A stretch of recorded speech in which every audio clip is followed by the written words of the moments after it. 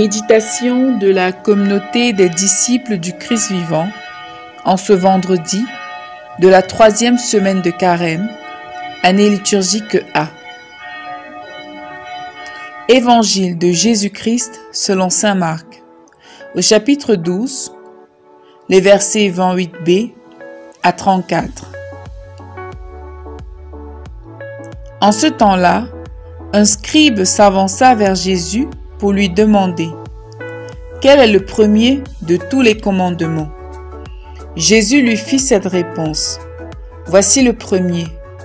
Écoute, Israël, le Seigneur notre Dieu est l'unique Seigneur.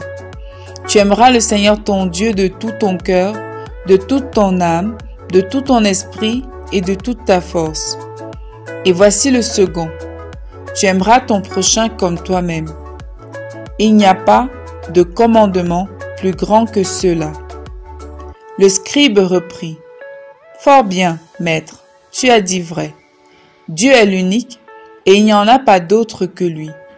L'aimer de tout son cœur, de toute son intelligence, de toute sa force et aimer son prochain comme soi-même vaut mieux que toute offrande, d'holocauste et de sacrifice. » Jésus, voyant qu'il avait fait une remarque judicieuse, lui dit « Tu n'es pas loin du royaume de Dieu. » Et personne n'osait plus l'interroger. Acclamons la parole de Dieu.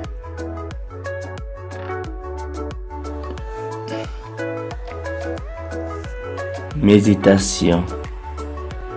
Bien-aimés de Dieu, rendons grâce au Seigneur pour les progrès remarquables réalisés dans notre vie spirituelle et fraternelle depuis le début de ce temps de carême.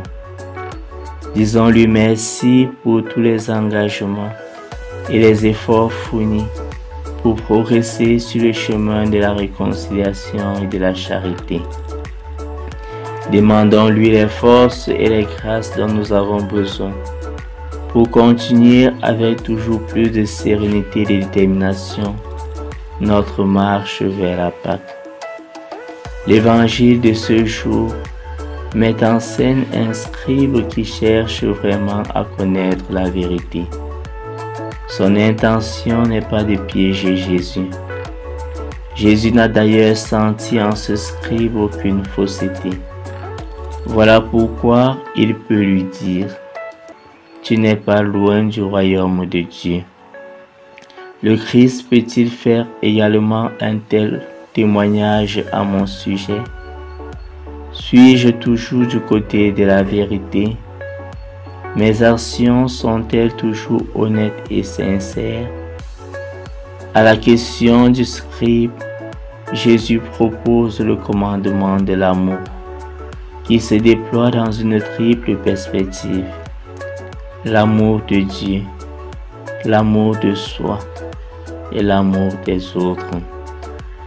La réponse du Christ est claire. Le plus grand commandement que nous devons observer et mettre en pratique dans nos vies, c'est celui de l'amour. L'amour, en effet, est le fondement et le socle qui doit régir notre vie et nos actions. Agir sans amour, c'est ainsi être loin de l'essentiel de la vie, c'est être loin de Dieu.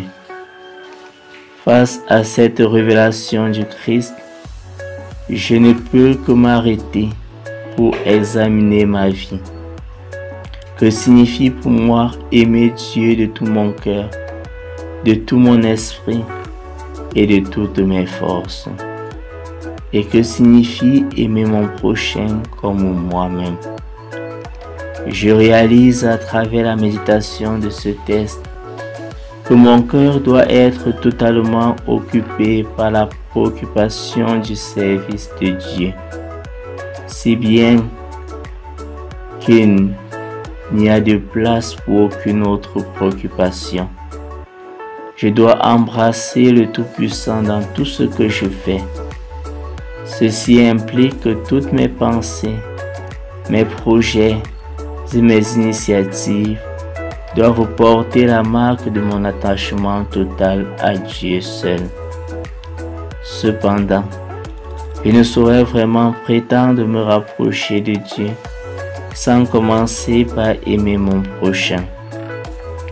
La conversion que Jésus me demande aujourd'hui donc revient à ne pas séparer l'amour de Dieu et l'amour du prochain.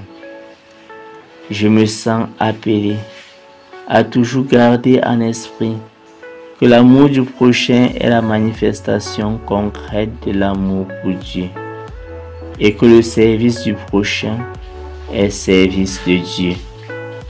L'amour de Dieu est donc indissociable de l'amour du prochain qui se manifeste dans l'intérêt que je porte pour l'autre, la capacité d'être ouvert et attentif envers mes frères et sœurs.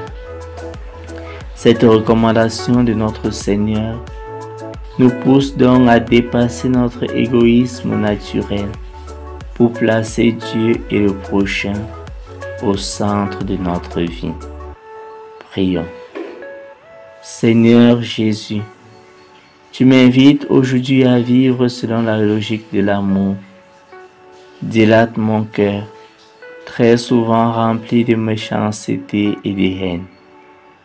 Aide-moi à être généreux, ouvert et attentif envers mes frères et sœurs.